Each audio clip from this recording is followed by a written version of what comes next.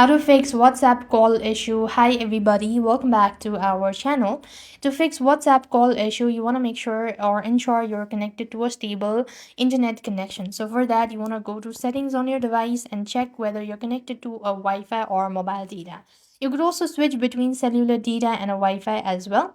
Next, if you're still facing issue, then it could be the permissions. So go to apps from the list, locate WhatsApp, there you go, permissions. Make sure that call log, camera, microphone are enabled and phone as well. This way you will be able to fix your WhatsApp as well. Despite doing that, you're still unable to fix. You want to make sure to go ahead and look for an update.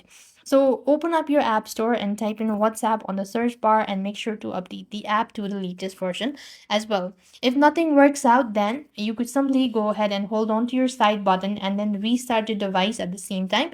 That should definitely help you out. If nothing works out, you could also try cleaning your cache. For that, you want to make sure to go to settings on your device, locate apps and locate WhatsApp. There you have storage and cache, clear cache, and you could also force stop the app for a while, and that can also help you out. So with that, we've completed our steps. Thank you for watching. See you in the next video.